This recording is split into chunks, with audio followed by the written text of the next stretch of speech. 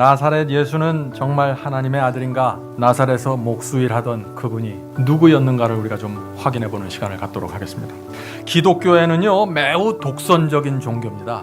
그래서 하나님께서 십계명에서도요, 나 이외에는 다른 신을 섬기지 말라고 명령하셨습니다.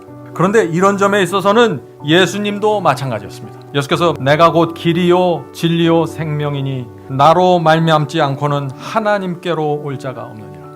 자, 이 말씀이 지금 무슨 뜻입니까? 나를 통하지 않으면 아무도 하나님께 갈 수 없다고 선언하는 것입니다. 하나님께서 왜 이렇게 말씀하실까요? 선택하라는 것입니다. 오늘 많은 사람들은 어떻게 생각합니까? 어떤 신을 믿어도 결국에는 천국에 갔다고 생각하시죠.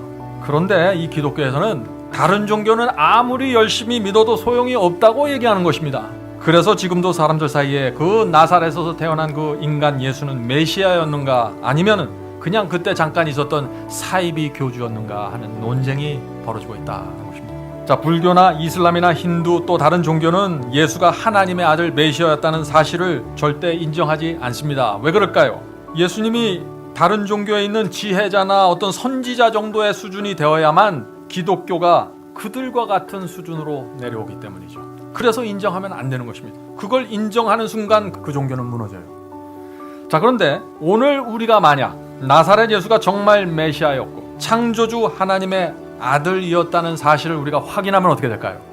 이 세상의 모든 종교는 오늘부터 사라질 수밖에 없는 것입니다. 적어도 저와 여러분의 마음속에서는 말이죠. 이 나사렛 예수는 엄청난 얘기를 했습니다. 나는 하늘에서 내려왔어, 그렇게 얘기했어요. 나사렛에서 정말 애비 없이 태어나서 구박받던 그분이, 유대 땅에 먼지를 뒤집어 쓰고 도포자락 휘날리면서 걸어다니던 그분이 내가 하늘에서 내려온 신이라고 말한 것입니다. 이런 말들 때문에 그 당시 유대교회가 견디질 못했던 것이죠. 자, 여러분들 생각해 보세요. 지금 이 시대에 누군가 나타나서 내가 하늘에서 내려왔다고 한번 얘기해 보세요. 사람이. 그러면 어떻게 됩니까? 그건 둘 중에 하나예요. 진짜 신이든지 아니면 가짜입니다. 그렇죠. 둘 중에 하나예요. 중간은 없습니다. 그분이 만일 신이면 어떻게 될까요? 우리는 그분께 모든 것을 바치고 섬겨야 되는 것입니다. 다른 거 다 놔두고 그분을 따라가야 되는 것이죠. 자, 그런데 예수께서 인간이 되셔서 이 땅에 오셨는데 자신이 하나님의 아들이었다, 내가 하늘에서 내려온 메시아다 하는 것을 그 당시 사람들에게 증명해야 되잖아요. 그것을 어떻게 증명하셨을까요? 성경을 통해서 증명했습니다. 이에 모세와 모든 선지자의 글로 시작하여, 모세와 모든 선지자는 구약 성경을 얘기하는 것입니다. 모든 성경에 쓴 바 자기에 관한 것을 자세히 설명하시느라. 지금 예수께서 사람들 앞에서 성경을, 구약 성경을 펼쳐놓고 내가 메시아야, 성경에 이렇게 기록되어 있지, 바로 이 말씀이 나야, 그렇게 설명하는 것이에요. 그렇게 해서 설득하는 것입니다. 왜 그렇게 설득할 수 있었을까요? 왜냐하면 구약 성경에는 메시아가 언제 태어나고 어디서 태어나고 이 땅에 와서 무엇을 할 것이며 어떻게 죽을 것이라는 사실을 정확하게 말하고 있기 때문이죠. 선지자 미가는 말했습니다. 예수님이 태어나기 700년 전에 말했어요. 메시아가 태어나면 그는 베들레헴에서 출생할 거라고 말했습니다. 이 예언이 이루어졌습니까? 이루어졌습니다. 나사렛 예수는 베들레헴에서 태어났습니다. 그러므로 우리는 그 나사렛 예수를 메시아로 받을 수 있다는 것입니다. 그런데 이 한 가지만 갖고 그렇게 결정 내리면 안 되죠. 자, 선지자 이사야도 말했습니다. 예수께서 태어나시기 700년 전에 말했죠. 메시아는 동정녀에게서 태어날 것이라고 예언했습니다.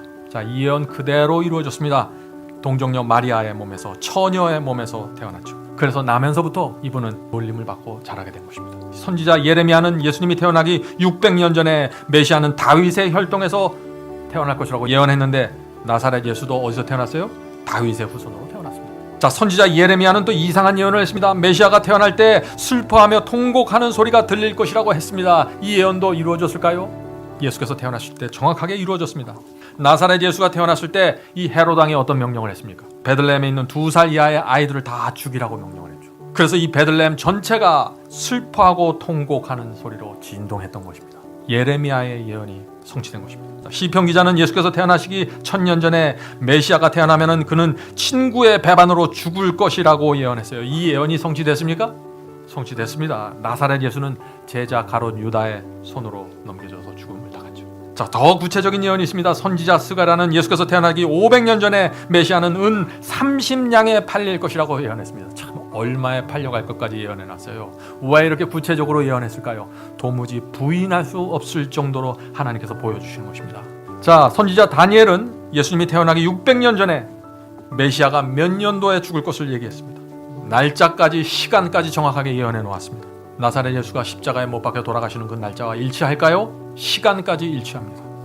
성도 여러분, 나사렛 예수는요 정말 하나님의 아들이었습니다. 성경이 이 사실을 입증하고 있는 것입니다.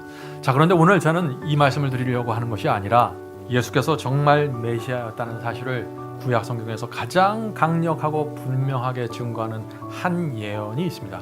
오늘 제가 그 예언을 말씀드리려고 하는 것입니다. 그것은 다니엘서 9장에 나오는 70주일 예언입니다. 70주일 예언.